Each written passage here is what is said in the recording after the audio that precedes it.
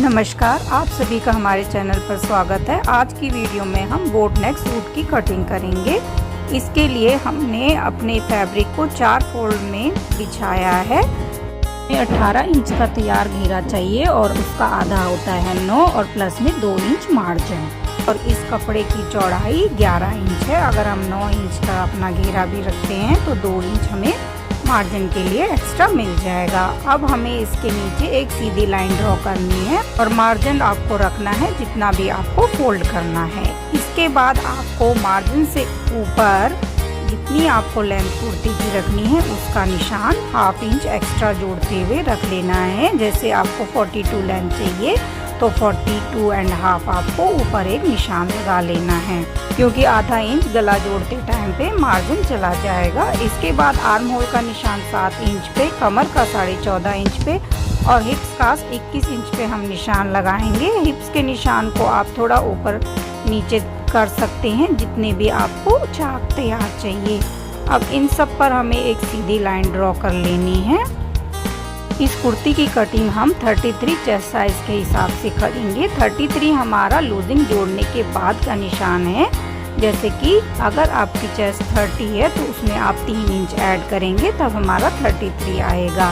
तो हम इस हिसाब से इसकी कटिंग करेंगे। इसके बाद हम अपने गले की चौड़ाई के हिसाब से मार्किंग करेंगे। जैसे 3.5 इंच गले का हमने ब्रॉड लिया है, 13 इंच का हमारा तीरा है और हमने थोड़ा सा एक्स्ट्रा मार्जिन का भी ऐड किया है। उतना ही निशान आपको नीचे भी लगाना है, ऊपर से भी 6.5 और नीचे से भी 6.5। अब आपको अपनी चेस्ट का निशान लगाना है। जैसे कि 33 का चौथा भाग 8.25 और उसी तरह से कमर पे आपको 7.25 इंच का निशान लगाना है। कमर का निशान लगाने के लिए भी हमने 3 इंच की लूजिंग ऐड करी है। जैसे कि 26 इंच की कमर पर 3 इंच जोड़ने के बाद 29 आया। 29 का चौथा हिस्सा 7.25 और हिप्स का निशान भी उसी तरह से हमने 8.25 इंच पर लगा लिया है। अब आपको इन सभी निशानों को मिला लेना है। इस तरीके से आप कुर्ता रखेंगे और इन्हें मिला लेंगे और मार्जिन का भी एक्स्ट्रा आपको साथ में ही लगा लेना है। नीचे से आपको इस कुर्ते को गोलाई को बाहर की तरफ रखते हुए इस तरीके से निशान लगा लेना है। अब आपको अपने घेरे का निशान लगाना है। जैसे कि 9 इंच पे हमने घेरे का निशान लगाया है और इन दोनों निशानों को मिलाते हुए आपको एक सीधी लाइन ड्रॉ करनी है। उसके बाद पुट्टी से आप इन डॉट्स को मिला लें और इसी तरीके से हम इसका मार्जिन भी एक्स्ट्रा ले लेंगे। इसके बाद आपको गले के निशान से 1/2 इंच नीचे की तरफ इस तरीके से एक लाइन ड्रॉ करनी है और इसके बाद आप आर्म होल की शेप ड्रॉ कर लेंगे। इसके बाद आपको अपने फ्रंट पार्ट पर आर्म होल की गोलाई करने के लिए उसी निशान से 1 इंच अंदर की तरफ एक निशान लगाना है और ऊपर कंधे से लेकर के ऐसे एक तिरछी लाइन ड्रॉ कर लेनी है। और इसके बाद फ्रंट आर्म होल की गोलाई का निशान भी आपको इस तरीके से लगा लेना है। इसके बाद आप चारों तह को एक साथ बैक पार्ट वाले निशान पर कट कर लेंगे।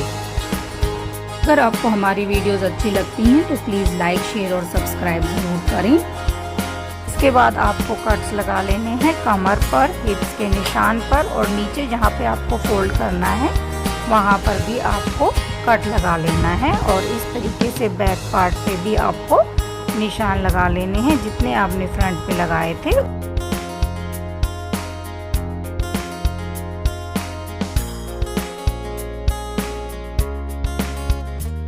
इसके बाद आपको दोनों हिस्सों को अलग अलग करके बिछाना है और सबसे पहले हम अपने बैक पार्ट पे गले की कटिंग करेंगे। हमने अपने गले की चौड़ाई 3.5 इंच पे ली है। आप चाहें तो 3.25 या 4 भी ले सकते हैं। घड़े में इस तरीके से नापते हुए आपको 3 इंच पे लगा लेना है। बॉक्स बनाते हुए अपने गले की शेप देंगे। आपको ये शेप ज़्यादा गहराई से नहीं देनी है। अगर आप इसको ज़्यादा गहराई से दे देंगे तो ये गोल शेप हो जाएगी। आपको एक बोट की शेप देनी है।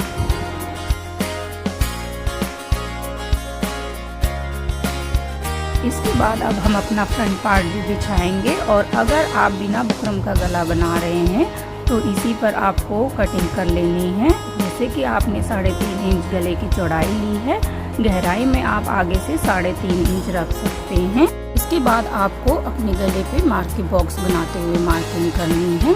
आपको ये शेप कुछ इस तरीके से देनी है। कोने से आपका जैसे कि आर्म होल में 1 इंच आता है, लेकिन यहाँ पे 1 इंच से ज़्यादा आएगा। 1.25 या 1.5 इंच लगा करके आप मार्किंग कर सकते हैं। इससे आपकी शेप अच्छी आती है और आप इसके साथ साथ ही फ्रंट पार्ट की कटिंग भी कर लेंगे। अब इसके बाद अब हम बाजू के लिए कपड़ा फोल्ड करके बिछाएंगे। आपको अपनी आर्म होल में मार्जिन ऐड करते हुए उतने ही इंच की बाजू फोल्ड कर लेनी है और कपड़ा बिछा लेना है। इसके बाद आप अपने बाजू की लेंथ में 1/2 इंच प्लस करके एक निशान लगाएंगे और साथ में मार्जिन का निशान लगाते हुए एक सीधी लाइन ड्रॉ कर लेंगे। इसके बाद ऊपर से 3.25 इंच पर आपको मार्किंग करनी है और एक सीधी लाइन ड्रॉ कर लेनी है।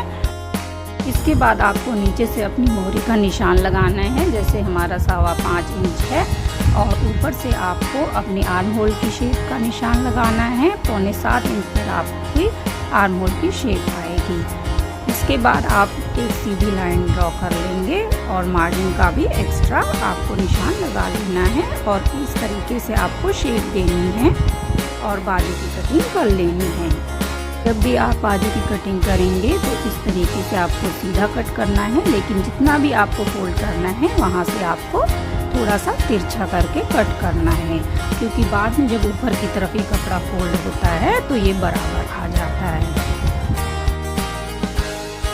इसके बाद आपको बाजू के सेंटर पर और जहाँ से आपको फोल्ड करना है वहाँ पर कट्स लगाने हैं और इसके बाद बाजू को खोल करके आपको बाजू के दूसरी तरफ भी वैसे ही निशान ड्रॉ कर लेने हैं।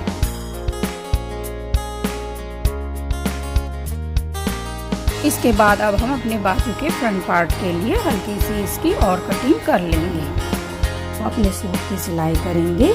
इसके लिए सबसे पहले नेक बनाएंगे। उसके लिए हमने एक बुकरम ले ली है।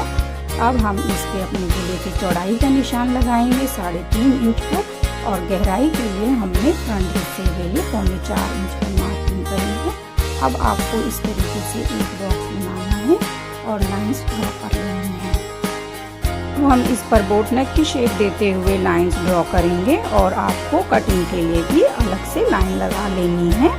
जब आप कोने से इस तरीके से नाप करके देखेंगे तो यहाँ से आपका 1.5 से 1.25 इंच तक आना चाहिए और इसके बाद आपको अपने नेक की कटिंग कर लेनी है।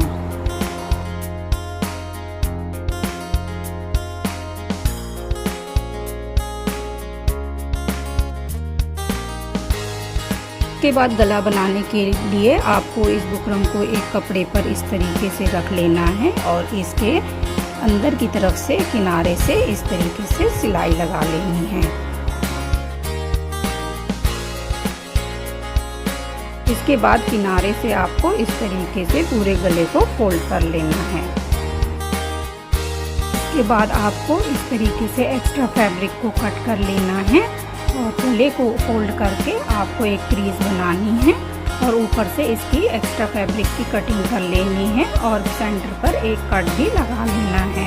अब हम इसे अपने सूट पर लगाएंगे। इसके लिए आपको इस कट को गले के सेंटर कट से मिलाते हुए एक कच्चा टाँका लगा लेना है। अब आपका ये बुकरम का किनारा बिल्कुल आपके कट के बराबर आएगा। अब आपको इसके किनारे से एक सिलाई लगा लेनी है। सिलाई लगाते टाइम पे आपको इस बात का ध्यान रखना है कि आपकी सिलाई बुकरम पर नहीं आनी चाहिए। बुकरम के एकदम किनारे से आपको ये सिलाई पूरे गले पर लगा लेनी है।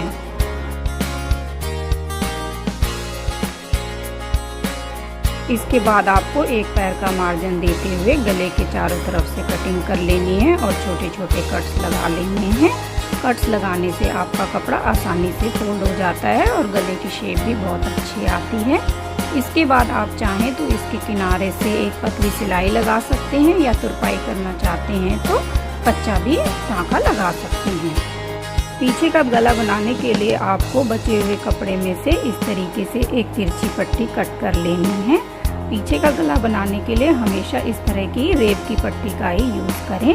इस तरीके से आपको किनारे से रखना है और चारों तरफ से इस तरीके से आपको एक सिलाई लगा लेनी है। इसके बाद आपको इस तरीके से इस कपड़े को फोल्ड करना है एक पैर के बराबर, और इसके किनारे से आपको एक सिलाई लगा लेनी है।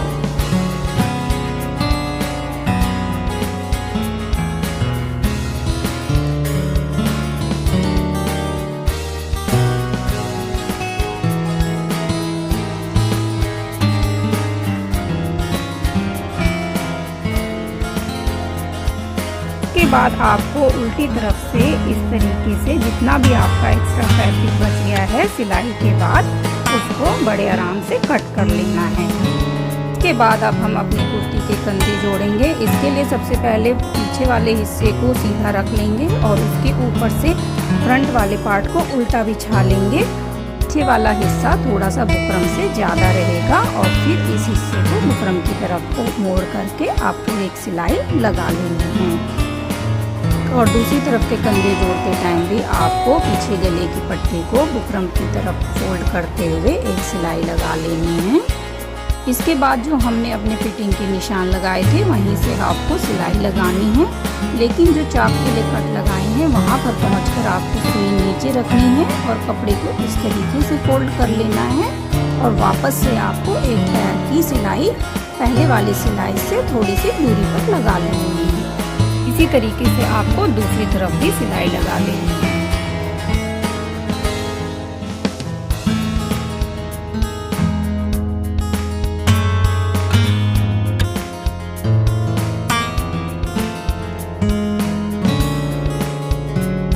इसके बाद हमें अपनी बाजू पर भी उसी तरीके से निशान लगा लेने हैं। नीचे मोरी का निशान आप लगाएंगे और फिर सिलाई कर लेंगे।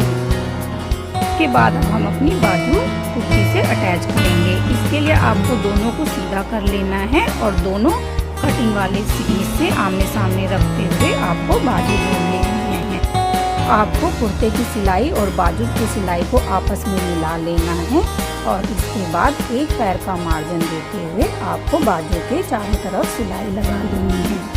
अब बाजू लगाएंगे तो आपकी बाजू का कट और कंधी का सेंटर आपस में मिलनी चाहिए और इनको मिलाते हुए आपको चारों तरफ से सिलाई लगा लेनी है।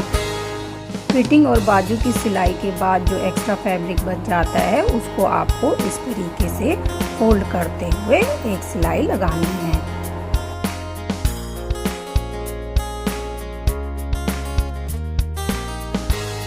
अब हमें इसमें तुरपाई करनी है, तो इसके लिए हमें नीचे घेरे की तरफ से कच्चा कर लेना है। सबसे पहले हम नीचे की तरफ से अपने कपड़े को फोल्ड करेंगे। जहाँ पर आपने कट लगाए थे फोल्डिंग के लिए वहीं से आपको पकड़ते हुए इस तरीके से कपड़े को फोल्ड करना है और एक कच्ची सिलाई लगा लेनी है।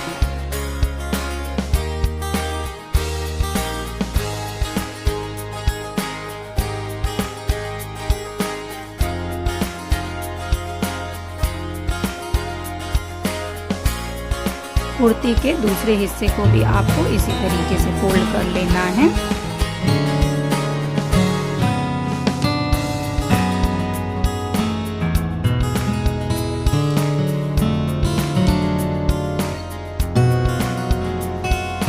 इसके चाक फोल्ड करेंगे। जितना भी आपने मार्जिन छोड़ा है उतना हिस्सा आपको अंदर की तरफ फोल्ड करते हुए अपने चाक मोड़ लेने हैं।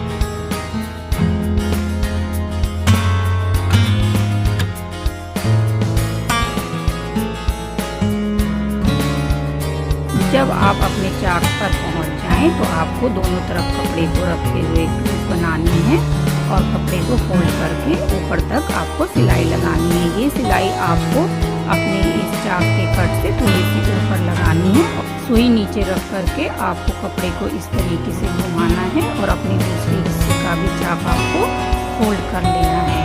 फोल्ड करने के बाद आप अपनी सिलाई लगाएंगे दूसरे चाक के किनारे तक और फिर कपड़े को दोबारा से सीधा कर लेंगे और पूरा चाक आपको फोल्ड कर लेना है।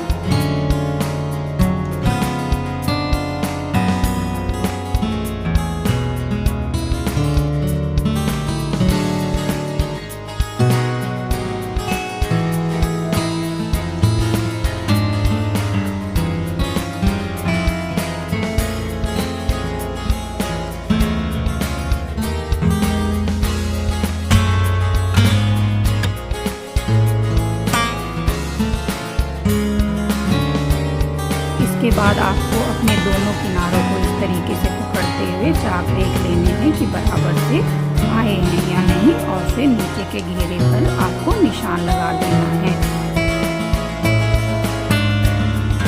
अब आपको इस तरफ से भी अपने चाक उसी निशान पर से मिलाते हुए बना लेने हैं। अगर आपको परफेक्ट तरीके से चाक मोड़ना सीखना है तो हमारे चैनल पर एक वीडियो डली है जिसको आप देख करके सीख सकते हैं कि परफेक्ट तरीके से चाक किस तरीके से बनेंगे।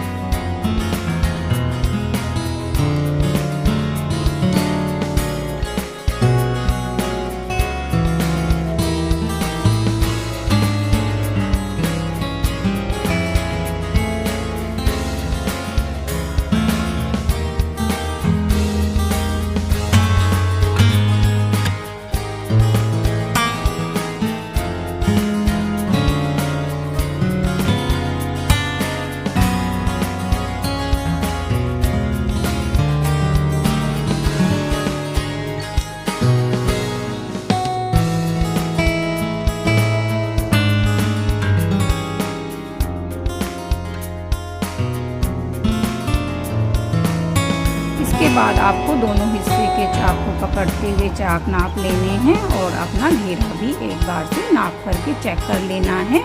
अगर कहीं थोड़ा सा कम या ज़्यादा हो तो आपको उसे ठीक करना है।